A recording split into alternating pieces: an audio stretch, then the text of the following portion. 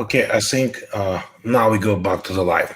Anyway, we got kicked out by YouTube. I don't know what the reason was, because maybe we got connection in Russia, so it's why we got kicked out. So again, so let's get started. Or so some people couldn't hear us. So after after you've been in the Marine Corps, you went to work for the Sheriff Department, right? And That's correct. and in a year of working in the Sheriff Department, you found that some corruption there, and like I was hearing your story before, you saw like people sell the drugs, and these people belong to the son of the mayors and for some kind of community people, and he wasn't allowed by the sheriff, even by the big sheriff, even touch them, even arrest them. And can you tell me about this? Yeah. So at that point in time, it was the police chief of Mangonia Park, and he was kind of put in place by the mayor and a bunch of the town councilmen whose kids would go out and sell drugs in front of these stores. And he would order us to sit in the parking lot to make sure like no rival gangs from Riviera Beach would come and like do drive-by shootings on these drug dealers, but would say that we couldn't arrest anybody. And we were just like, what? And I was a new guy, so at first, like for a couple of days, I just kind of sat there, and then finally, I was like, you know what? I don't care if I get fired, and I just started chasing people. So, Leon, so tell me Leon, just tell me what is your opinion on the situation in the sheriff office? I mean, like we said, the police, they have to follow the rules. The police have to get drug dealers, take them off the street, like we understand in the United States, it's not like in Russia or somewhere else that you got a connection. Everybody's supposed to be under the one law, right? So, what do you think? First of all, I would say that it's kind of weird to sit in the United States in Los Angeles, being from Russia, and talking to a person who is from the United States and now in Russia. And both of us are escaped or left their countries for the more or less the same reasons. Although I've never been in the drug law enforcement, but I left for the same reasons. But what I was afraid of authorities, and that's mainly why I left. So I immediately have a lot of questions. I will try to kind of limit myself, but let me try to ask at least several of them. John, you broke all my beliefs in the law enforcement. Not that I believe that every person in law enforcement are honest, good, etc. We usually understand that there are some bad apples, bad actors. We do understand that some of them are racist, some of them anti-Semites, some of them Irish, blah blah blah blah blah blah. Some of them hate whites. That's normal. That's normal situation. The thing is that I was almost sure, I never thought about that, but I was almost sure that the atmosphere, general atmosphere in the services in like FBI, drug enforcement, sheriff department, etc., generally is very positive American kind of what we thought about American, meaning the guys are doing what they here to do. It means fight against bad guys and help us in the bad situations. What you're saying looks like that you were almost lonely wolf who cried in the dark or whatever. How about other guys, I mean officers, what they thought about all that? So by all that, I'm sorry. I'm not talking about your ordeal yet. I'm talking about the whole situation. But what I read about you, hear your interviews on some other places, and now what Steve is saying, it looks like you came to a situation where they're already established whom to arrest, whom not to arrest, what to do, what not to do, etc. But you among officers, how they react to that? Well, so you have to remember before Mangonia Park was acquired by the sheriff's office. It was a small town police officer. I think we had 14 officers and a police chief. Now, the police chief was just a patrolman before he was made the police chief. And, I don't want to sound racist, but the reason he was made the police chief is because it was a predominantly black area. And when I say predominantly black, I think it was like 99% black Well, it's a area. good idea to have black police chief in the predominantly black area, sure. Yeah, but the problem was, so he went from a patrolman salary to a police chief salary, and he was so scared of getting fired, he would do anything that the town council would ask him to do. And they demanded that their patrol officers didn't arrest bad guys. And I had a couple of supervisors, a couple of sergeants who were scared of the police chief because, they wanted their paycheck. But when we decided, we had enough, I had one Sergeant Shaver, and with his blessing, we just went out and we started hammering the hell out of the drug dealers. And he's like, you know what? The chief isn't going to be happy, but I'll run interference for you. And so it's not all. Look, I wasn't a lone wolf by any means. It's just most people were scared of the police chief, and the police chief was scared of the city council. So, John, I'm gonna ask you a question, but how to work? I mean, when I know you guys every morning before any shift, you guys a meeting. You have a meeting. I was in Broward Sheriff office, and when I was working Attorney General, so we got a meeting. So the police chief will give you exactly orders, like don't touch these people, don't do this one. Or it was like a between the words. He doesn't give you exactly directions, or he exactly tell you the direction in the writing or verbally direction. Like you guys, you cannot touch drug dealers. Okay, leave them alone. I mean, how the atmosphere was in the department? He would just say, we need somebody to park down at the Dixie Fried Chicken, and all you're going to do is you're just going to park there and sit. You're not going to do anything else.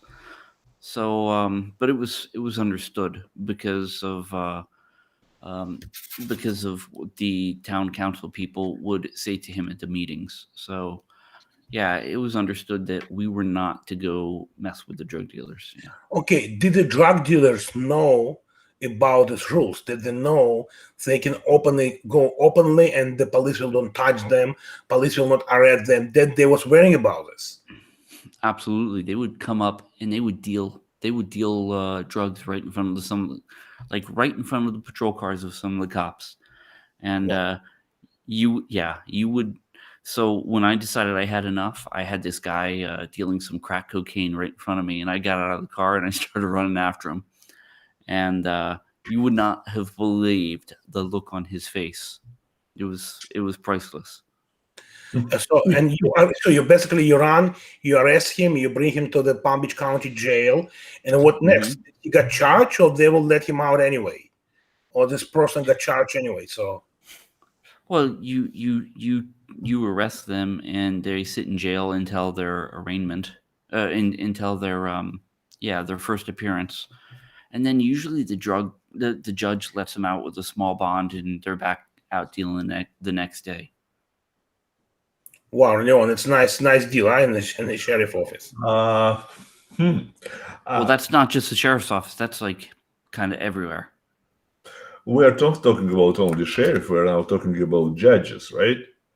No. We're talking about the system in general. When you get arrested for dealing drugs, usually you go to jail. The next morning you have your first appearance, and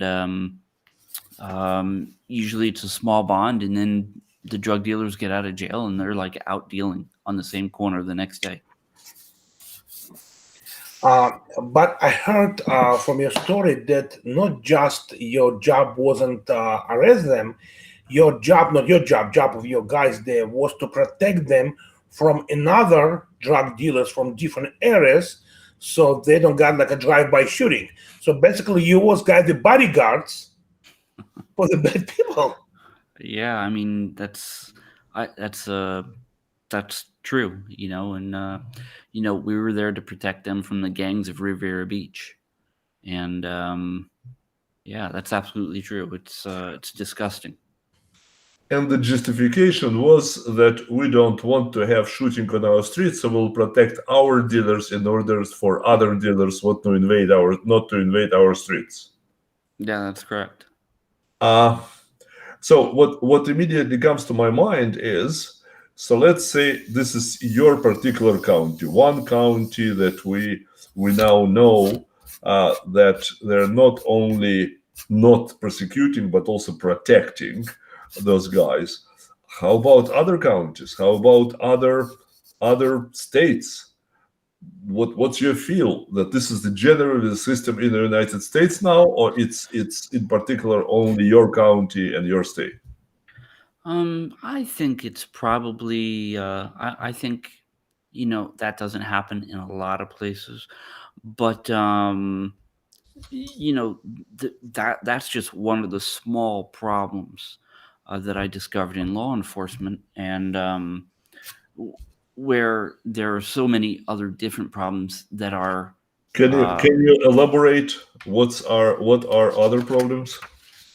Yeah, so the reason why I actually left law enforcement, I came across a group of guys who were running around just beating the minorities bloody. So they'd go in like these black neighborhoods and they just beat the hell out of them with their nightsticks, spray them. They'd use their tasers, and they'd arrest them on false charges. And they would take their their photos of their people that they beat, all bloody, and they'd post them in a private Facebook group. And I took this Facebook page and I sent it to Internal Affairs, and instead of investigating these cops, they started making my life hell investigating me, which is and then I was like, you know what, I don't need this crap, and I left, but this is a big problem in law enforcement, and it's not so much the police beating minorities; it's just beating people in general. The police here in Russia are very, very different than the police in the United States. Whereas, here they're held very much accountable for what they do. You can't be a cop in Russia and just pull out your gun and shoot somebody and say, "Oh, I was afraid for my life." You'll get thrown in what they call Redbird prison here. And this is why they've only had, I think they've had 12 police shootings in Russia in the last 5 years. I mean, that's so low. Whereas in the United States, we have about 1,000 or 1,200 police shootings every single year.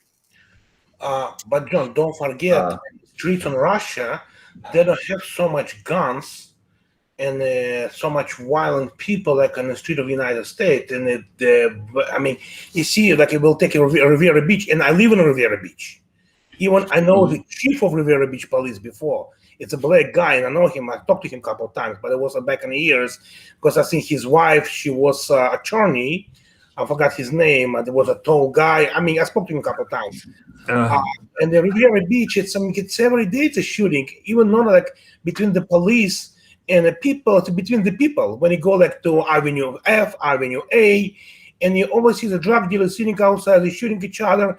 I was driving there many times, and each time I was passing Riviera Beach, not the single island. I mean, we're talking about Riviera Beach. Yeah, sure. I always keep my gun next to me because I never know what's happening at the traffic light. Yeah, no, you're right. And the mentality all the way around with the people, with the police, it's very different in Russia. The people are very peaceful here. But you're absolutely. I'm really sorry. We are wrong group of people to say that. We know Russia much better than you are. That was before. The one was before. We are no, and right now too. I'm sorry. I don't want to say anything bad about the country that you are now becoming citizen of, because you receive their protection. But to BS us here, I'm really sorry. I know Russia and life in Russia. Leon, really all due respect, when's the last time really you were well. here? John, let me finish. I let you finish. You finish. You made 2 acquisitions to America, and at the same time compare that to Russia and said that Russia is wonderful in this respect. You have either you're naive or you are BSing us. That's one of 2 things, and that's okay. I give you benefit of the doubt. What police does to Russia to Russian citizens cannot be comprehended by anyone here in the United States of America. So don't tell me that police is cordial. Don't tell me that they are not beating people to death, because I know several people that they did beat to death. I know personally. So don't tell it to me. And they're children of my friends, and they're my friends, and they broke their hands, and they broke their bodies, and they put them in jails for nothing, and beat them in jails to almost death for nothing. So for protesting.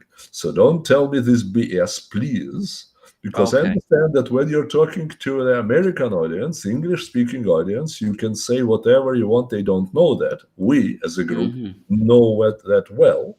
And thank you very much for your interview about America, but Russia, you probably don't know. Okay, so hold on. Yeah, I want to say something, but in Russia, we have some issue with the police in jail, but for regular patrol officer to pull the gun in Russia, and for sure, and just shoot somebody because he thinks he has a gun on another side, he'll get in much more trouble. How about taking a bat and making this person invalid for life? Oh, it's happening. Leon, when's the last time you were here? And you know what? You say you know Russia better than me. I've been to 190 cities. Okay? I've been all over Russia. I would love to send you photographs and videos about what's going on in Russia. Okay, but let's talk about the United. Basically, I don't care what's happening in Russia right now. And you see, I'm understanding what you're talking about, but I understand what he's talking about, because don't forget, even if he got pulled over by the police officer in Russia, he speaks English, he's still American for them, and they will not touch him. You know how it is. I've been in Russia. Last time it was 8 years or 9 years ago, and I drove the car without a driver license. And I got pulled over by the Russian police in Moscow. But when they come over to me and they started to talk to me, and I told them I'm a detective from Miami, I showed them my detective badge, and I don't have any driver license, nothing. They let me go. But if it will be regular another citizen, probably he'll be arrested. Probably he get out of the car. Maybe to drag him out of the car. But because I was American, nobody want to play game with me. You understand what I'm talking about, right? Because they don't want any international fighting. But it's not just that, Steve. I mean, look, I got a friend. He was drinking a beer in the park, a Russian guy. Cop came over, told him to put down his beer. He was drunk, and he said no. The cop grabbed the beer out of his hand. He grabbed the beer back. The cop grabbed his arm and tried to put him in an armbar. Guess what? It was on video. That cop got arrested. That cop got fired. So, I don't know. Look, and I'm not talking about the special police. I've had no dealings with them. I don't know what they do here. I'm talking general police officers. I'm not talking about like the federal agents. I'm talking general. John pointed the pictures, and we got the video, and we have some more issue in the United States when the police were shooting people in the back. And he posted the video from his personal archive when he was a drug dealer, and I'm understanding the bed, and he was run from the cop, but he didn't have a gun. He didn't even turn over to him, and it's in Palm Beach County, and the guy sent 5 bullets in his back. It's a different. I mean, we talk about the different situation, but right now, I want to see. I don't care what's happening in Russia. Do you want to start comparing Russia and the United States of America? Let's go ahead. I thought that we're talking about the problems in America. You want to switch to this subject? Let's go and switch to this subject. Not a problem. I'll give you 200 examples of Russia. You give me 200 examples of the United States. I know how many people die in prisons because of the beatings by the same police that we're talking about such a wonderful in Russia. I know what oppression they go through. I know how many people cannot even think about going to the street because they will be beaten. So please don't give me this BS, you two. Can I give you the answer, Lemon? Yeah, you want to talk about America? Let's do it. Yeah, but let me give you the answers. I got a guy who worked for me in a private investigation agency. He's a Hollywood police officer. He got arrested by the FBI. I know the guy personally. You know why? He was a detective in the Hollywood Police Department. It's in my city where I live right now. For 25 years. 6 months before he got retired. His partner, they was the cops and police force together for 25 years. His friend came to him and said, "Hey, Tom," his name Tom, I working for Italian mafia. And I do some stuff for them they pay me for, and we need to retire. We got the last deal to done. I need your help. Let's make money quickly, and we get retirement in 6 months. So Tom told them, let's do it. And what they're supposed to do, the trucks coming from New York to Florida, they bring diamonds. And they're supposed to drive with the police badges. If they got a pull by the police, so they need to take the trucks away from the troubles. But Tom didn't understand that his partner already was indicted by the FBI. He already got caught, and the FBI told him, if you bring somebody else from your department and you set somebody else up, we will give you a less punishment. So let me finish. So the Tom idiot did this. He went and he was escorting his trucks, but trucks belonged to the FBI. Was no diamonds there. Was not, so everybody got indicted. It's in the news everywhere. Seven officers from Hollywood Police Department. So the Tom got indicted and he got in jail. And after he got off the jail, he was work for me. I hired him because nobody else want to hire him. And he told me what's happening in American jails. Man, it's a nightmare. First thing what Tom told me, he got people who got a heart attack and dying in the lunchroom, and nobody helped them because they don't have a doctor in the jail. They see doctor once in a month, and this doctor's not professional at all. He told me how like in jail, there are gangs, like a Latino gangs, black gangs, and how they fight with each other, and how the jail administration make it like a party, the money. Who will win? Who will got killed, and they make it like a totalizer. So what I'm trying to say, if we go deeper and deeper, I think each country in the world, you can find some kind of troubles. Each country in the world. It can be in the United States too. And I know the story. And in Russia, the same way, the cops can fuck with you. You'll never know. Everywhere. But I live in the United States. I live in a Palm Beach County, and I'm driving every day. My wife driving every day in Palm Beach County. And I'm kind of worried right now after what John told me, and they show me the stories. And not only John, I talked to other cops, but they scared to say true because they don't want to lose a job. And I know the story. So let's do this way. We don't talk about the Russia like I told before. Let's go back to the United States. Because in so great country like America, in so great country, we're not supposed to have any corruption. So what you're saying that, from what I understood, we live in a terrible country where everything is practically ruined. There is nothing left of the United States of America that we cherished and love.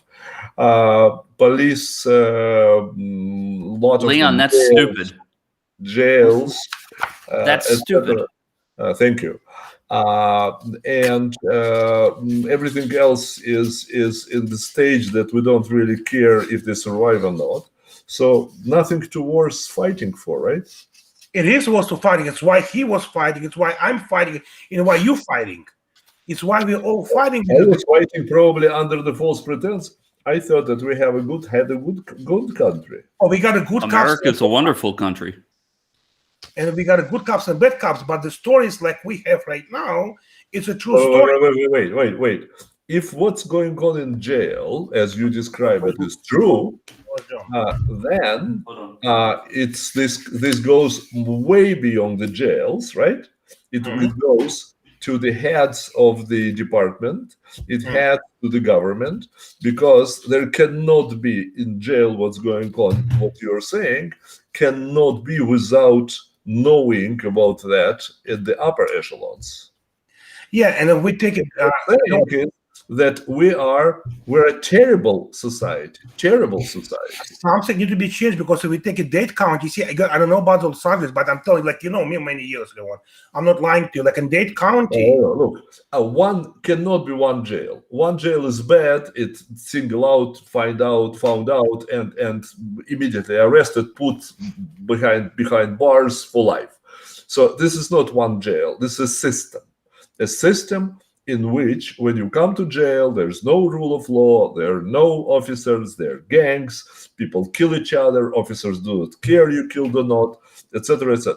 So we now have a whole system of the people who are supposed to be, law enforcement, are terribly bad. On the other side, what we hear now from you and from John, that we have a terribly bad system of law enforcement itself outside of jails, and it looks like the Florida law enforcement, and probably we need to extrapolate and say the whole country law enforcement is not enforcing law that's on the books. They're enforcing whatever heads of their departments or their cities, whatever, telling them to do. I think, Leon, what I think, it's an issue. It's not everywhere. It's an issue, and it cannot be in 2 or 3 places. It's either everywhere or it's not exactly. Okay, I give you example. I mean, I always can give example because I'm a detective. I always can give example. I have an issue right now with Orangetown Park Police Department. It's a small town near to Jacksonville, and I tell you what's going on. I did the investigation on counterfeit products. And I went to a small city called Orangetown Park, and I busted 6 stores and 7 wholesales. And as soon as I started leaving the town, I got a phone call from the local police department, from the local police officer, who told me that you and one of your guys just won one of the store, and you act like an ATF agents, and you was personate yourself as a police officer, so we want to talk to you. So I told the guy it's not true. We are investigators, and we did this and this, and I got a video, and we can prove it. And what's happening? This police officer told me, "Can you come over to the police station?" And I will interview you there. So I call my lawyer. I say, "Bruce, what to do?" He say, "Don't go there because you'll be got arrested. Something wrong." So I didn't go there. 2 days later, this Orangetown Park opened investigation, open the case, get a detective on the case, try to charge me and one of my detectives. Finally, right now, what we found it by my lawyer, who was subpoenaed the file, the police officers' phone numbers, that these guys from wholesales was contacting this police officer without 911 call and calling each other in this small town and ask them for protection because they know they sell fake and they'll be suing the federal court, and they don't want us back to the town. What do you think? Is it corruption or not? What do you think, Leon? It's 2 days ago. I mean, I'm honestly with you. I'm telling you the story. What do you think? It's a corruption when the police officers in a small town, the 6 officers, there were 7 officers, they try to protect the bad guys without letting me and my detective go inside a town to do more investigation and find them more fraud. So I think it's from town. We cannot say it's an old system. It depend of the police chief, depend of the local officers and the local mayors. And the old town is different. I know the city is very well cities, but if you take Metro-Dade Police Department, even the FBI bust like twice in a month, bust crooking cops. I mean, I know it's not what you want to hear from me, bro. I mean, I respect you, but I always say true. It's what I got in my job. I mean, it's what I got in my job and situation, what I did in my life in the law enforcement community. So, Leon, have you ever heard of the thin blue line? No. You've never heard of the thin blue line? You've never heard that term? No. Yeah, no, I heard one time, but can you explain to Leon? So the thin blue line is no matter what your police officer friends do, whether or not they shoot somebody without justification or they get caught stealing, you don't rat them out, okay? And, this premise kind of makes police in America the biggest gang in the world. And if you don't think that there's problems in the systems, especially in the prison system, you should try Googling Rikers Island and look at all the horror stories that they have in there. John, did you ever heard this? It's again, and the one part I never heard. We always say you can beat the charge, but you cannot beat the right. You can't beat the rap. Oh, No. you can't. Yeah, you could beat the rap, but you can't beat the right. No. No. It was different. You can beat the charge, but it's what we said. We were saying like this: when you got arrested, you always can get a lawyer and you can beat the charge. But if the police officer want to put you in a car and give you a ride, you don't have a choice. Right. Okay, That's why they say you here. beat the rap, but you can't beat the ride. John and his story. Let's listen to John and his story. Please, Steve, you know better. Go ahead, please. I'm a swear God. With all my job as attorney general, I was law enforcement. I went to the situation even in the date count, even mitigating Medicare fraud. When my chief was calling me and tell me, you cannot touch these people, you need to touch these people. These people, they bet, but they give us some information, so you leave them alone. Yeah, I have this, and I know it's feel bad for you, Leon, but I'm in this society, so I know what I'm talking about. Steve, we can talk about that next time. John is with us. It's 5 o'clock in the morning there, in my opinion. Okay, so John, let's go back to the sheriff office. So, on what point you decide to open the website, PBSOtalk.com. Yes, and what moment you decided it's enough, and you need to fight? So look, I resigned voluntarily. I saw somebody wrote on your comments that I was fired, but that's not true. Don't pay attention to comments. It's a lot of haters and trolls, so don't pay attention. Okay. Oh, it's okay. It's okay. But I want to answer questions when people have them. So I was put under 5 different internal affairs I was put under 5 different internal affairs investigations after coming forward on these groups of cops after breaching that thin blue line, as they call it. And I mean, we're talking like the crazy stuff you ever heard. One internal affairs investigation was for helping a large pregnant lady take the car seat out of her car that was getting repossessed. I mean, they were just doing anything to make my life miserable. And I said, you know what, I don't need this. And I went back to computer work. I started a telecommunications company, building PBX systems for small businesses. And I decided at that point that there needed to be a place for good police officers. Because, Leon, believe it or not, most cops, despite what you hear me say, most cops are good police officers. You know, the problem is the good police officers can't stand up to the bad police officers without fear of retaliation. So I created my websites all across the country, actually, that enabled good police officers to report on things that crooks in the department were doing. Okay. No? That was your question, was why did I start it, right? Oh, yeah. Okay, so and when you create this website, so did you have a lot of police officers who send you their own stories, how they went across corruption, and did they send you the information, right? Yeah, absolutely. I had hundreds of people posting every day, thousands of people posting. You know, it was really amazing. Okay, John, you understand, yeah. You got a family, you got a nice kids, you got a brother and father. You probably be understand as soon as you go against the system go against you. So after you left the department and you start to do this activity, how soon you start to receive the threat phone calls and threat from another police officers, and did you feel any threat to your family? You know, at first, it didn't really start with threatening phone calls and things like that. At first, it started. Hold on. I'm trying to figure. My camera died, so I had to switch to my phone. Give me one moment here. Sorry. Okay, no problem.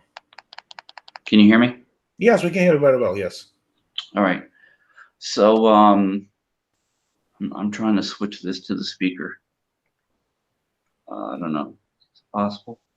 All right. Well, whatever. At first, it was just harassment. You know, they started investigating my wife at her job because she worked for she worked actually for the Palm Beach County Public Defender's Office. Wow. And so they started like harassment like that. And it wasn't until 2015 I got a phone call from an informant of mine who said, you know, you better figure out what they're doing because I'm hearing some really bad stuff. And if you saw the incident where I turned I turned my voice into a woman's voice and spoke to the police officer. Yes, you did. Dude, they were actually plotting to have me killed. So, you know, but it took several years to escalate to that point. Okay, but what the story with the barman, the guy who was a bar attendant who called you and he told you that he was at a party. He was on a Palm Beach party and he saw the guy from internal affair, the head of the internal affair, with the prostitutes and the cocaine, posting the pictures openly and not hiding, right? Yeah. So hold on one sec.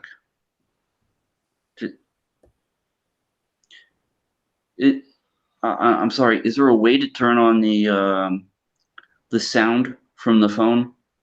I hear you very well. On the left, you hear me, but I can't hear you because it's coming from the internal speaker on my phone. On the left side of the phone, you have this button that you can. Yeah, you cannot do it from settings. You have to do it from the phone. Yeah, I don't have it.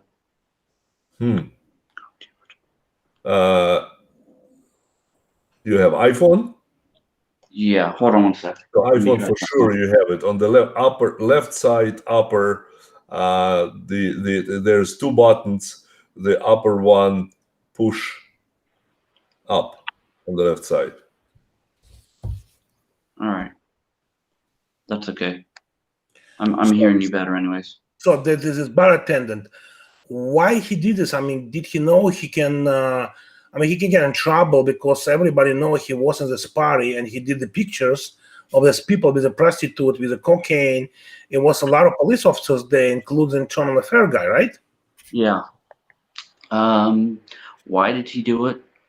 I don't know. I think he was acting as the photographer, and not too long after that, he just decided to release the photos just out of spite. I don't know, because he didn't like the police, which, you know, okay, whatever. All's fair in love and war, I guess. And if you don't like the police and you have dirt on them, then why not? Because they would do it to you. So what did can I interrupt a little? Go ahead. Personally, I think you're a hero. That's number one. Number two, you did amazing things, and I don't know who else or how many people can have so much guts as you had.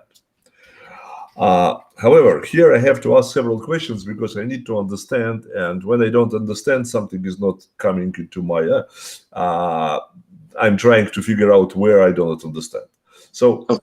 Either the whole system, whole United States of America is a terrible place, or can you not at the moment that you were told that they want to kill you or whatever, they want to put you in prison for 50 years, but at certain other pre-stages, whom else could you go? Can you go to your congressman and say this is what's going on?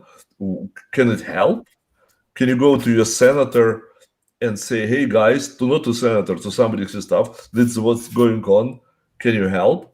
Or there is a DOJ, we had Trump in the White House. As far as I understand, that's what happening with you was going on during the Trump era, before. No, it was before.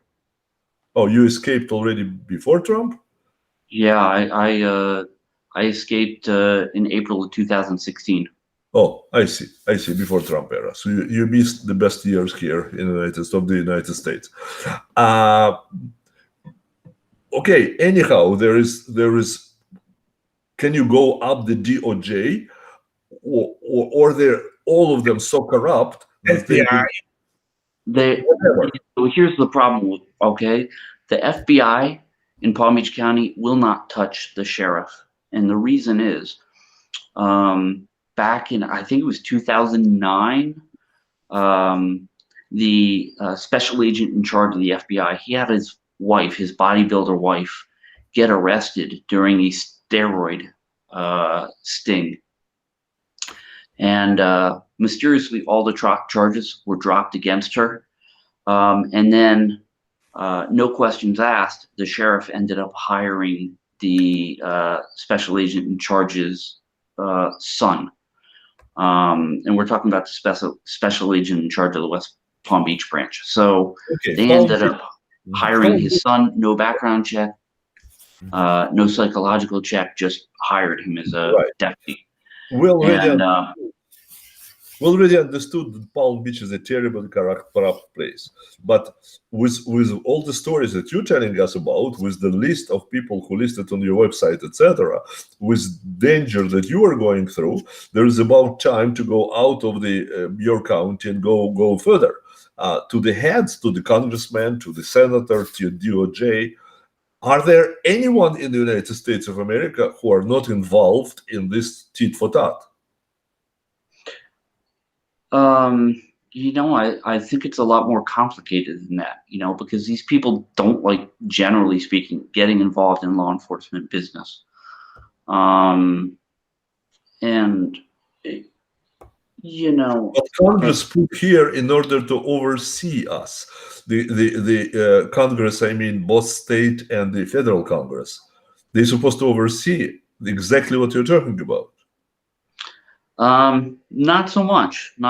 They deal with civil laws, and yeah, sure, you have a legislature that writes laws and they pass criminal code, but they have nothing to do really with law enforcement.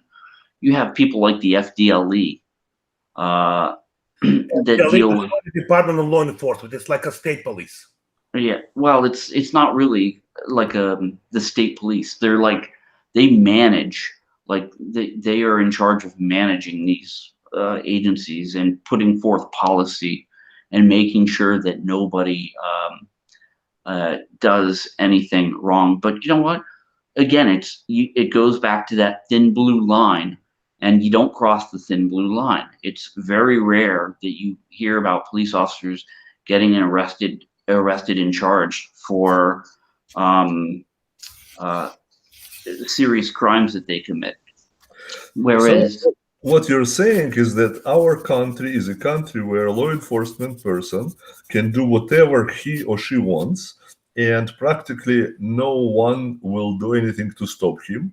Plus, there's a elite called mayors, heads of departments, ministers, whatever, who can do whatever they want because they can do favors to other people. So that's the picture that I have, that we don't have any place to go up to. That's the terrible place to live at.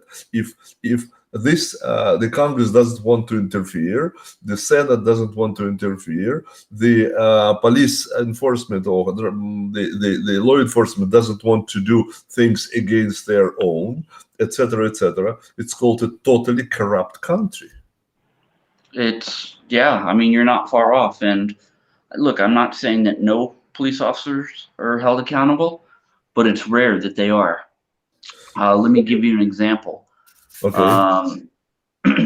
We had a guy by the name of Lieutenant Dan Burrows. Dan Burrows was going to a man's house, a man dying of cancer, stealing the medicine off of his nightstand that the wife would leave. He was on some very heavy opiates. Right. And Lieutenant Burroughs would go to this guy's house after his wife would leave, steal all of his medicine off of his nightstand, and leave him through the day just in excruciating pain. And he got caught, and Internal Affairs swept that completely under the rug. They were not going to do anything to this guy until it was made public on my website.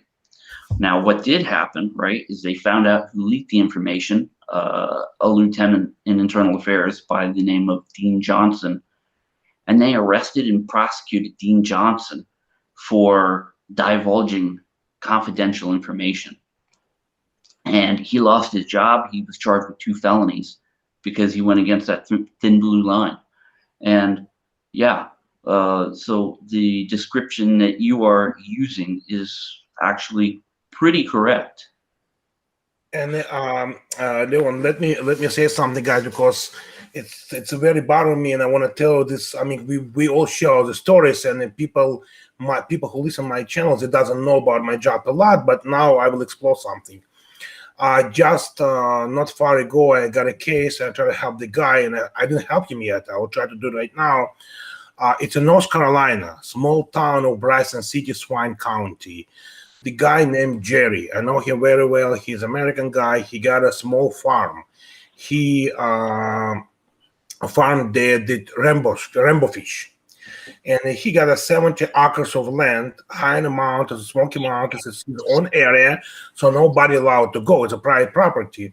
So one day in the morning, he wake up and he saw some people on his property, and the people was looking for the hunting dogs who was disappeared in the mountains doing the hunting. So he stepped out with his rifle, and I know the guy personally, he's a friend of mine. He stepped out with the rifle and say, guys, you're not allowed to be on my property.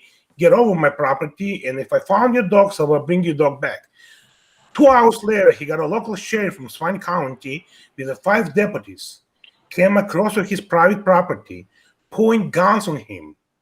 And it's a funny part, when they did this, he told them, you guys have to leave, and he called 911 on the sheriffs. And then we was retrieving the 911 calls.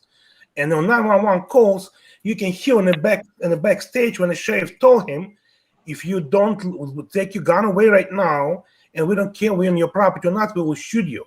So let me tell you the end of the story. So, and it was a small confrontation between the sheriff and this guy. And one day he got a phone call from CBI. CBI, it's like FDA in North Carolina. It's a CBI. It's like a criminal Bureau of Investigation. Yes, they got a phone call saying, we want to meet you in the town. And the police come over. The guys was not from CBI. When Jerry went to meet him in a town hall, SWAT team show up on his private property because sheriff made the paper through the informer that the Jerry got a C4 on his property, and he want to blow up the sheriff and the mayor of the town. And during the night, the SWAT team on two armored vehicles came to his property. They swiped his property. They cannot find any C4 because he don't have a C4. And the guy from CBI, he did a favor to Jerry because he knows that Jerry will be on the property and SWAT team will come. The Jerry probably will be killed. And right now, I helped Jerry to pull all information about the sheriff, include his discharge from the army, because the sheriff was discharged from the army for criminal behavior. And for 3 years already, Jerry fighting with the sheriff from Swan County because they break his personal property, constitutional rights, First Amendment, Second Amendment. So, Leon, you know what? We have an issue, and this issue needs to be resolved in our country. And I think Trump, it's one of the person who tried to do this. And like I said, we have a law. What we're talking about if right now, and we have an impeachment to go to our president, and they're not allowed to do this impeachment. They don't give a shit about the law. And of course, Leon, I respect you. I always respect you like my father, you know. And I know I can see by your face how you feel the pain right now on the kind of on information I received from both law enforcement, the guy from sheriff office, the guy from the ex-attorney general. But yes, we have an issue. It's a big issue, and then once in a while, it's like blow up. Once in a while, yeah, they got an investigation and they arrest police officers and they arrest crook police officers by the FBI. But it's not so many cases around the country. If you pull all these cases, if you pull everything, it's not so many. It's not so many arrests about the crime. I mean, it's they got arrested. Sometimes police officers, when they do like openly shooting, when everybody got on an iPhone, it go on the news, so they don't have a choice because they worry about the people go on the streets and they persecute them. But usually, especially in the small towns, like in Georgia, North Carolina, South Carolina, and a little small town where the police chief, 3 police officers, and nobody around, and police chief, he's a boss in the town. Whatever he say, everybody follow his rules. And I think John agreed with me, right, John? Yeah.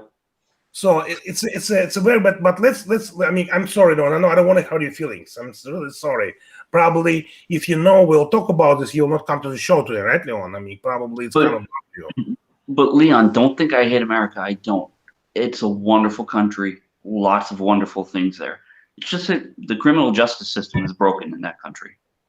This is the backbone of the country. If it's broken, the country is broken. But let's talk. What people interested in is your story. So let's come to that. Yes. You're married. I understand. You have kids. Do you have kids? I have 2 children in the U.S. I'm not married anymore, but divorced. Sorry. That's okay. I have 2 kids. When I left, they were 6 and 8. Now they're 11 and 13. Do they know your story? Huh? Do you know your story from you? Yeah, they do. Yeah. You talk to them via Zoom or Skype or something like that? Yeah. I talk to them every couple of days. And actually, I started playing video games just so I could play Fortnite with my son. Oh, good. Okay, so now the question was, everybody asked this question, and I know the answer why you went to Russia. We have a Costa Rica, we have a Cuba, we have Europe, we got South America, we got many thousand countries you can go to. What to make your decision to go to Russia? And you need to understand, don't understand Leon wrong on me. We run from those countries because our family somehow, somewhere during the Soviet Union, got some issue with the KGB, I mean, we got a lot of, it's like, like you say, like for me, like a Jewish person, right? I don't drive German cars. I don't know. I mean, they're beautiful, they're nice, but each time I touch something Germans, it's my memory, or like my historical memory, come to the Holocaust. And when I have a friend in Germany say, Steve, come to visit us. I say, no, I will not ever come cross the border of the Germany because it's my feeling from inside. So what make you go to Russia? There's many thousand countries around. Well, there aren't a lot of countries where the United States cannot get you. I mean, look at how have you ever heard of a guy by the name of Roman Stsve? Yes, I think he was if I'm not wrong, he's a pilot, right? Or no? No. Roman Stsve was accused. He's a Russian man who was accused of engaging in credit card fraud on using American credit cards. And what happened is the FBI put out a warrant for his arrest. And when he went to the Maldives, where they don't have any, extradition authority, the U.S. Marshals, they went to the Maldives and they kidnapped him. So there's not a whole lot of places where you're safe from the U.S. government. This just happens to be one of the places. Okay, so how you escape it? Can you tell the story? I mean, Sure. It wasn't easy to leave the United States with all these borders, with all this checkups. So how you left? I mean, and I know you did the same day when the FBI went into your house, right? It was the same day. No, I didn't leave the same day. So the FBI went to my house. I think it was March 22nd, and 45 agents raided my house. They took everything, and I was like, oh my God. And then I realized that I had FBI surveillance teams following me. 45 agents. Leon, Huh? 1 second, Leon. What do you think? Why it takes so many people? 45 agents? I am asking myself, what did you do? Not did you really do. Wait. Not what you really do. What did they say or think or kind of accuse you of doing? So they had to do this huge performance story. Hacking. They accused me of hacking. Hacking computers. Yes. So in order to arrest hackers, they sent 45 people from FBI? No, I was a special case because I was a cop, and they really wanted to get me. And you hacked whom, they saying? I didn't, well, so... By whom, I mean, what type of people you hacked? Because a private citizen, they don't believe that they would do 45 people arrest. They think that I hacked the Florida voter registration system. Voter registration system. What? Okay. And you're trying to help Trump to be elected or something? No. This happened long before that. They think that I hacked the Florida voter registration system because I posted a lot of records on my website from the Florida voter registration system. What kind of records? Well, confidential records, except it was a mistake in the public system.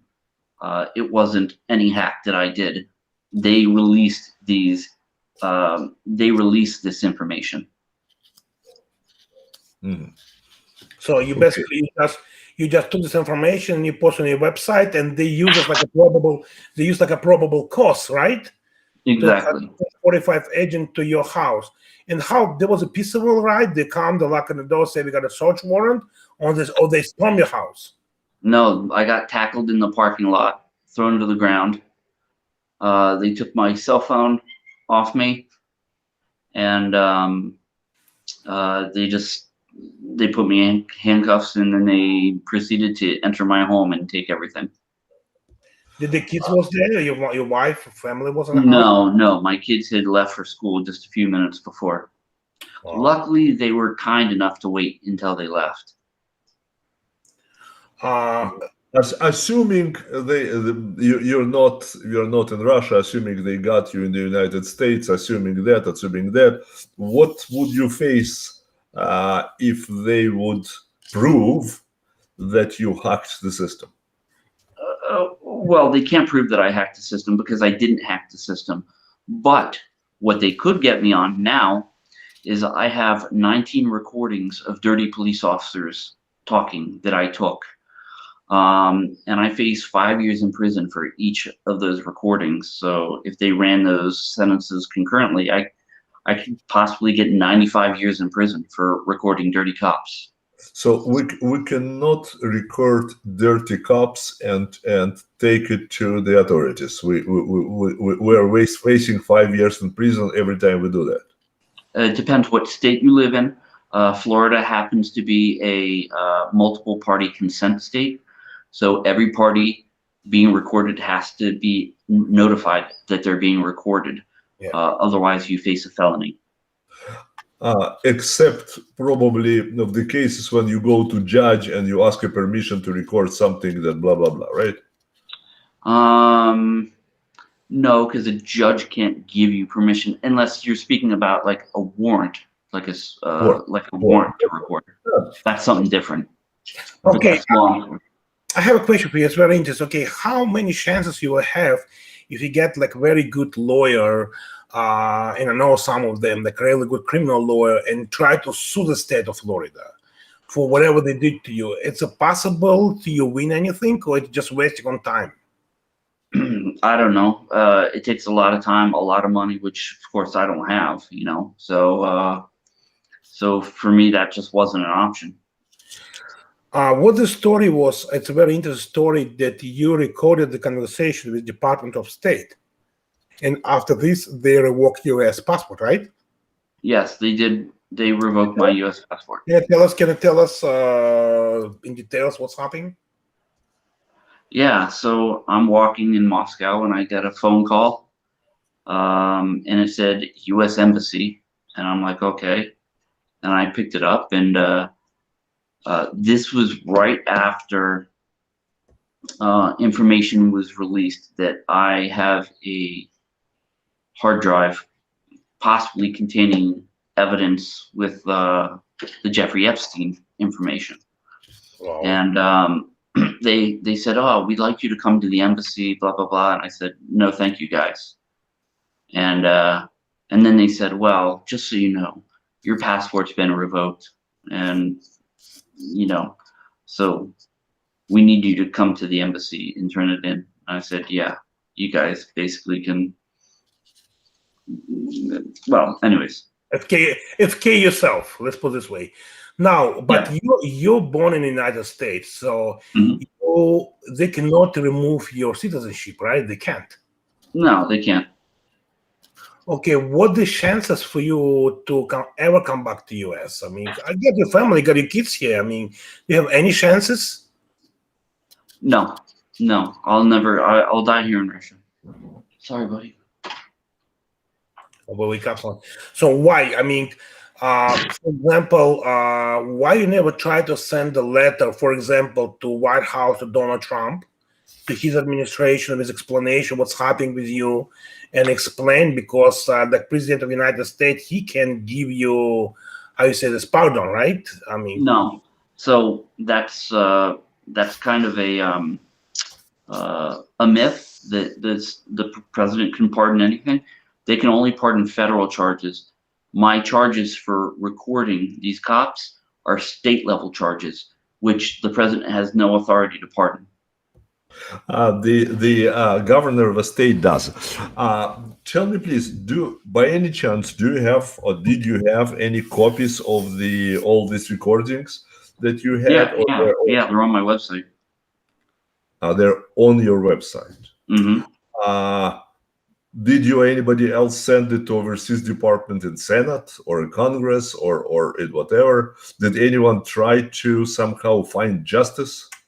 So the reason I posted the confidential records on my website, which weren't actually confidential, but the reason I posted them, I took these recordings, I sent them to some high-level judges, and I also brought them to the FBI. And the FBI flat out told me that they're not going to start an investigation on it. And you know, and I have these dirty cops admitting to hacking into my email, hacking into my social media accounts to find out who my sources are, who's leaking information about the sheriff's office. And you know, when the FBI said, you know, we're not doing anything, I was so angry that I just said, you know, if my privacy isn't sacred, you know, because we have our Fourth Amendment, you know, the right against illegal search and seizure. And if my privacy wasn't sacred to them, then their privacy wasn't sacred to me. And, you know, maybe that was a little jumping the gun on things, I guess you would say, or whatever. But, yeah, you know, I tried. I really did. And nobody wanted to investigate the sheriff. Nobody wanted to do anything. Leon, let me remind you of one story. And you know the story about Kamala Harris when she was the general prosecutor in the state of California. You remember that she sent a SWAT team without a search warrant to the guy's house who has some information about the fraud, and this was a big case for pedophiles in a church. And he has some evidence against it, and he doesn't want to return this to the prosecutor office. And Kamala Harris, she sent the SWAT team there without a search warrant, and they stormed the guy's house, and they took everything from him. So I mean, I have no idea. It means I don't know. It's true, not true. It's just a rumor, not true. I believe you. We're talking about something different here. What I hear is that what disturbs me, really disturbs me, because I do understand that some people hate Jews, but when it's a system, it's totally different. I do understand when in some situations, guys, drug enforcement, law enforcement are dirty. But when we say that you cannot have justice, that disturbs me. When John says, I exhausted all possibilities and had to run from this country, the United States, the country where is my kids, my wife, my friends, my everything, and I love this country, I have to run out of here, is because I exhausted all the possibilities. It means that the country is in a terrible shape from A to Z, to Congress, to Senate, to presidents, to DOJ, to everywhere. So we cannot, tomorrow I would be stopped by a sheriff or somebody else, they would come up with something and I will not be able to defend myself because, as per John, the system is totally corrupt or doesn't want to interfere. Leon, the average person doesn't have to worry about getting stopped and harassed by police. I'm not an average person, I'm sorry. Okay, John, what Leon tried to say, Leon, let me explain what's happening. On a small level, 911 call, when you have an issue, the police come, you're always protected. The corruption doesn't go on so small level. We're all protected. It's a really good system. If you got to beat up, if you got to fight, you got an issue with a neighbor, it's working perfect. We're talking about when you go on some high level and you try to stuck your nose some way you're not supposed to be doing. And yet, why Leon says this, because Leon and me, we run the YouTube shows against the administration right now, against all this fraud. So we are charging in person. And yes, Leon, you're totally right. I mean, tomorrow it can be FBI in your house, and they will find something you will never have it. And tomorrow morning, we all found that Leon was a bad guy, and he sell like pornographic pictures to somebody else, and and they will find the proof. And yes, you're right. We're talking about this way. But on a small level, 911 call for the local police, local patrol officers on the street, and if you act normal, it's nothing happening to you.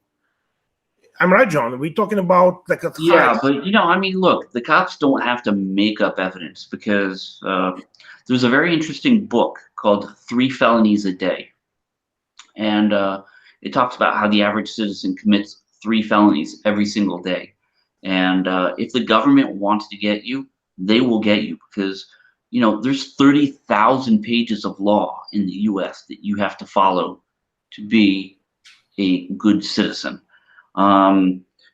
Things like calling out sick to work when you're not really sick. You could actually get 5 years in prison for that if they want to get you. If you use your work computer to check football scores, they can put you in prison for 5 years if they want to get you. So, it just depends. Are you a good citizen where you abide by the laws? You don't talk bad about the government. You don't talk bad about the leadership. You got no problems. But the moment you start talking about the problems of government, that's when they can utilize those laws and find something to get you. So what we're talking about is a country that already has 2 layers of citizens. One called, the workforce. And unless we go a little bit up and try to interfere with what the elite is doing, we're good, we're okay, they're allowing us to exist. The moment that we go up there and we try to change something in the existing system, we got punished and we don't have any way to defend ourselves. Is that right, what I'm trying to say? I mean, if you have a lot of money, you can try to defend yourself. But I mean, look what they did to Trump. I don't care what you think about Trump. The way they he's a wonderful president. Yeah, I agree. But the way that he was persecuted and prosecuted, this is a good example of these people utilizing these laws to be out to get you. I agree with you. However, it's a little bit different case because Trump is something that is mortal danger, and not important to you're Republican or Democrat, but if you inside of the whatever it's called, I don't know, the elite circles, and your son is working at the other guy's factory, and you receive money from that, and you give opportunity to this guy, and he channels money to you, etc., etc.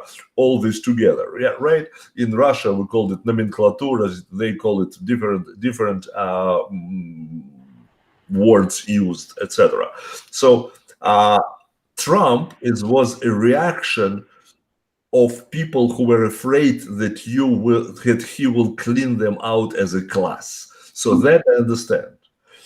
With your situation and situation of people like you and like us, who are kind of in the middle, not there, and they're trying to interfere with what they're doing, it's a different thing. Because it's really not. It's really not. And let me explain it like this. So I was trying to clean out the bad actors in leading the sheriff's office and leading the county government. So of course they're going to use the full weight of their law. I mean, hell, they had one detective who his only job was to investigate me, and they investigated me for 2 years. No, longer than 2 years. Just trying to find anything they could to arrest me. And he's on record saying this. They were using the full weight and their $500 billion budget to investigate me. And look, and if people can do this to Trump, the highest person in America, then what chance do you think that the average citizen who speaks out against their government has to defend themselves against the government? Yep, and I totally agree. And let's see what's happening with the sheriff in the Broward County, Israeli. It's a big sheriff, Isaac, right? Isaac Israel, I think, I forget his first name. When there was a shooting at a school, and one of his sheriff deputy didn't went inside to stop the shooting and was hiding behind the school, and he was saying he's not sure what's going on there. He wasn't sure if it's shooting or not shooting. He couldn't hear any gunshots, but the camera showing that he was really hiding. And they got him, but the sheriff of Israel get him out of the troubles. All state was screaming about this. All state was supposed to go in jail because kids got killed, and he was there. His job to protect the kids. Even the Coral Springs Police Department SWAT team came over to the school to help the kids, and the sheriff stopped them to go inside. You remember, John, the story, right? So it was crazy. Of course, it was awful. Israel go back right now to be a big sheriff again. The governor removed him, and now he got elected again. But I have a question for you, John. Let's take our government, DeSantis. I really love the guy, very strong guy, and I think he's very honest. What do you think if we ask him? I mean, I'm just curious, and we send him the letter and tell him the story. What do you think? Did he get enough power to stop this, or they will just get him in trouble? No, I mean, he could pardon me if he wanted, but it's very rare that governors get involved in law enforcement issues. I wrote a number of ethics complaints to the governor's office and to the board of the state of Florida that is in charge of investigating ethics complaints, and they ignored them. In fact, the Florida Commission on Ethics went so far as to lie just to cover up for the sheriff. So I don't know what the government. I don't know what the governor would do. He wasn't the governor when I was there, so I don't know. Okay, so two last questions, because we're already long here in the show. I have two last questions I want to ask you. So the question is, you didn't answer before. So how you escaped? What you did? How do you went to the border? So they actually put me on the TSA no-fly list, and I was not able to get out on an airline. So what I had to do is first I rented a boat. I was going to take it to Cuba, but while I was down there, I caught the FBI watching me. They had a surveillance team watching me. I caught them at the marina. So I was like, well, this isn't going to work. And I went back up north. I went and I bought from my mom's house, I got a wig and a pair of blue sunglasses, and a change of clothing. I went to the mall. I changed all my clothing inside the mall. Which mall? Palm Beach Lakes Mall or Palm Beach Gardens Mall? Palm Beach Gardens Mall. I'm just curious because I live in this area. So okay, yeah. So it was at the Palm Beach Gardens Mall. I entered near, where PF Chang's is. Yeah. I entered at that entrance and I left on the other side after I changed into this wig and changed my appearance. Because the limitations that the FBI have is they can't get too close or else they risk burning their tail. And so I use that to my advantage by changing my appearance and going out a different exit, where a friend of mine had left an old pickup truck for me to use. And I took this pickup truck almost to the border. It took me a while to figure out how to get out of the US, but in the end, I ended up, I rented a small airplane. I told the pilot I was writing a book on plate tectonics and that I needed to go over certain GPS points and take photographs. And when we got over Canada to a known GPS point, I faked a heart attack and I plotted that GPS point because I knew that there was a small airstrip there. We landed and I threw him $600, grabbed my bag, and I said, "Sorry, man, I gotta go." And I took off through the woods. So tell me, did you know the pilot, did he get arrested or something? Do you know what's happening with this pilot? Did the FBI get him? I mean, they probably was looking for him.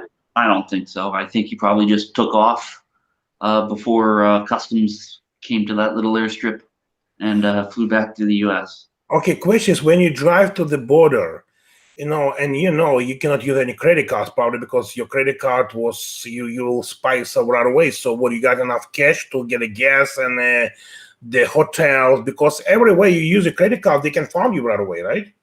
So I left the US with $1,200. I was able to buy a one-way ticket from Toronto. And when I landed in Toronto, and when I landed in Moscow, I had $600 left. And what do you did? Do you know anybody there? I knew a couple of people, but I really had no way to make it. So luckily, I ran into a girl who was writing her MBA dissertation, and she had 6 days to finish, and she hadn't even started it other than picking out the title. So she paid me 100,000 rubles and bought me a laptop to write it for her. And I did a couple of those, and then I started designing computer tables. John, but no, I'm curious. You went to Russia. You went out of the plane in the airport. Mm-hmm. And what else? You don't know where to go. You don't know what to do. Do you have any plans? I mean, how it's you're like in a country you've never been. You stay in the middle of the airport. I put myself in your shoes. I'm somewhere like, I don't know, in South Africa or somewhere. I don't know. And I get out in the airport. No language, no nothing. So what you did? I'm just curious. Which way? What you planning to do there? I mean, how you get it? Well, you have to remember that in Moscow, a lot more people speak English than like people in New York City speak Russian. So the language isn't really a problem. I did know a girl here, and I called her, and she picked me up at the airport. And I stayed at her place for a couple of days until I was able to figure something else out. But yeah, it was a very scary time for me. I was under a lot of stress. Okay, when the FBI found you left, you escaped, what their action was? What they did? They ran to your family? I don't know. Well, what their reaction was, I don't know. I'm sure that the agents were probably throwing stuff and swearing at themselves for losing me. Because, one of the things that did happen to me is when I was driving north to go to the border, I stopped at a friend's house in Connecticut, and I took a train into Manhattan to go visit a lawyer that I knew, and I wasn't wearing my wig at the time, but I was wearing a yellow baseball cap and a pair of sunglasses, and I got off the train, and there was a big fat guy. I think he was an FBI agent, but he was standing at the edge of the platform with a clipboard looking at the photo and comparing it to everybody getting off the train. And as soon as I walked past him, like I didn't make eye contact, but as soon as I walked past him, I looked out of the corner of my eye and it was my photograph. And I just took off. I took off running up the stairs. I went out into the street, dipped into a store, took off all my stuff, and then hopped in a taxi, got out, hopped in another taxi. So, I mean, you know, so, but when I got here, I didn't have that stress. I just had the stress that I didn't know what the hell I was going to do. What about the visa? How you get a Russian visa? Because I know you cannot go to Russia without the visa. They will not let you in. They will not let you into the border, right, Leon, without the visa? No, I actually had a 3-year tourist visa because I happened to be dating a girl that lived in Moscow. It was actually the girl that I called when I got there. That's how I knew her. So she would come visit me in Florida, and I would come to Moscow to visit her. So I had been here several times, you know, for little trips before I came here for political asylum. Leon, do you have any other questions you want to ask? Because basically we Yeah, you see, what amazes me is that you were treated by FBI and other law enforcement as a major threat. Means what you're describing is a hunt, multi-million-dollar involving agents in different cities, involving surveillance, involving network of agents, etc., etc.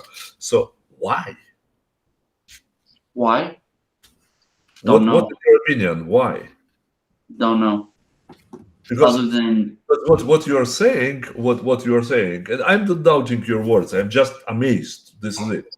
What you are saying is that you were trying to find and found corruption or dirty cops inside of one particular county, 5, 6, 10 of them, all of them in the same organization, blah, blah, blah. You try to go out, you try to contact with other people who might, you know, stop them. You got feedback of FUCK yourself, blah, blah, blah. And then suddenly things began to take, you know, to go out of whole proportion. 45 agents. So I wrote about this in my book. By the way, I have a book. I don't know if you know, but it's called Bad Wolf, BADVOLF. Yeah, I saw about that on internet. Yeah, and I wrote about this in my book a couple of nights before the FBI raided my house. I got a dump from a guy in Washington, D.C. containing DNC emails. And this data was taken when they raided my home. DNC emails. Now we're talking about the whole story that in the opinion of Democrats were turned election against Hillary Clinton. So this was actually before that, you know, because this was in, remember, March of 2016. This was well before any of that started. But I believe that I received these emails from a guy by the name of Seth Rich. Now, I can't be 100% sure. But now we're talking about something that I understand why their Washington approved surveillance, why were all country hunt, and why you were forced to do all the things that you did and is to escape. Because if we're talking about Mr. Rich, then we're talking about interesting things. Yeah. but that's another story. That's another story for. Now you're still in Russia. Do you have copies of this of these emails and information? I don't, because the FBI, they came and they took everything. But they have copies. You should ask them. Why I asked them already. Why Rich send it to you? Because I had started whistleblowers websites all over America by that point. And I was a guy who was known to be able to create these sites and keep people's anonymity intact without them being discovered who they are. And I think the U.S. government, they absolutely hated me for that. I have a question for you. But you understand you're in Russia, everything cool, but you understand you're in jail right now. Because I'm in jail? Yeah, why? Because you cannot leave the Russia if you go. Yeah, sure, I understand that. So if you go anywhere across the border, any countries, I think they will get you. I mean, they will never forgive you. Big country. If he wants to go to Siberia, he can travel 7 days by train. No, we're talking about other countries, Europe. He cannot go. No, Steve, I completely understand. Luckily, Russia's so big that it's not so much of a huge deal for me. Like I said, I spent five months this summer. I went to Karelia and Sochi and Altai, Baikal, and I spent a month and a half in Vladivostok. It was, and so many different towns and cities and villages in between, that I could probably spend the rest of my life exploring Russia and never be, never be too upset about not being able to travel. But let's say this way, I know it's a little bad, whatever I tell you right now, don't take it personal, just I understand you, I try to put myself in your shoes, but you understand the parents, the kids, you have a possibility you will never see them anymore if they don't come to Russia. Look, I've been trying to see them. In fact, in 2018, I had finally saved up enough money to buy them visas and plane tickets and passports. And the day of their flight, I got an email from my ex-wife with no explanation, just saying that they weren't coming. And she's never spoken to me after that to explain why. Just that the kids weren't coming to see me. And what do you think? Why? What do you think? You are an investigator. You are a cop. So you think they have somebody from sheriff office told them they would go? Or? That or the FBI. I don't know. I suspect that. But I also suspect that people kind of put it in her mind that the Russian government won't let my kids leave if they come to visit. This is the reason I don't speak to my sisters anymore, because my sister Jennifer brought up this preposterous allegation. And I was like, what? So I just told her that I had no interest in speaking to her anymore. And she's my twin sister, I hope when your kids turn 18 and they can make their own decision, nobody will stop them and they will come to see the father. And I hope absolutely. I hope in your family will be everything in peace, like a colleague, like a law enforcement to law enforcement. I can promise you, if you need any help here in Florida, to any help to your family, you always can contact me, and I will do anything possible to help your kids. If you anything need, you're welcome, John, because I think what you did a great job, and I feel so bad you get in a situation like this, like a father, because I cannot spend a minute without my kids. For me, it's like it's my life, it's my breeze. I know, and it's awful. And a couple of years ago, I had to watch my mom die on FaceTime because I couldn't go and say goodbye to her. And I know that, the rest of my family, whoever I outlive, I'm gonna have to pay my respects, virtually. It's not the same as being able to hug them one last time or anything like that. But I saw your father, and I think your father very brave man, because your father, he don't scare, he totally prove what you're doing. And I know he told you that, son, if you do it, you can be probably get killed. But he also on your side, and on the last minute, he help you. He get you off of their hands. I don't know. He come over and pick you up. So you got a very great father, I hope my dad's a good guy. I know your father got a cancer, but I hope he will live long enough, and I hope everything be good in your family. And then me and Leon, and I'm sorry to ask, like we were saying, like also when we started the show, that Leon got a little bit upset, and I says, yes, you need to understand Leon, because Leon went through a lot with the Russian government, so don't take it personal. I mean, Leon, it's like it's just a conversation, so we really I don't take it personally. And look, and Leon, don't get me wrong, there are big problems in this country too. I'm not saying that this is the greatest country. All I'm saying is this is where I had to go to protect myself. So that's understandable. Plus, at the last moment, you said something that kind of clear to me. If it's Seth Rich, and if it's WikiLeaks and so on, if it's the emails that we're talking about, then I understand the whole story. Okay, look, good luck to you. I hope your girlfriend is a good friend of yours, and I hope that life is treating you much better than the last years that you lived here. And 10 million people left Russia, about 10 people now living in the United States. Good luck there. Well, what can I say? The world is a funny place.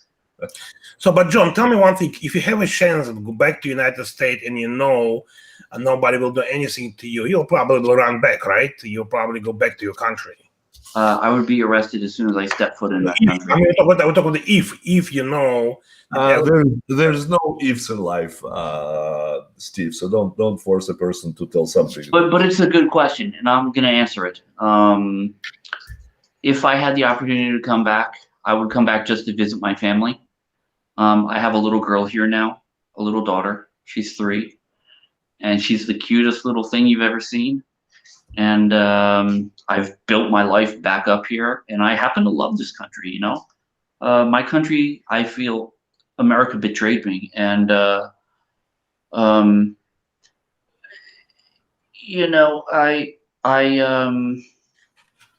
feel this is my home now. So good for you. Good for you. Yeah. Okay, guys, thank you very much. Appreciate it. John, you have a long day, and we'll stay with Leon for a few more seconds. Have a nice night. Thank you very much, buddy. Thank you. Goodbye.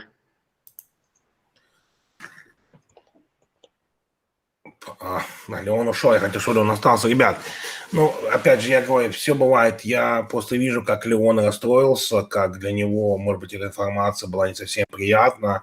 Но я никогда об этом не говорил в своих шоу, но я с этим сталкивался очень много раз на своей работе.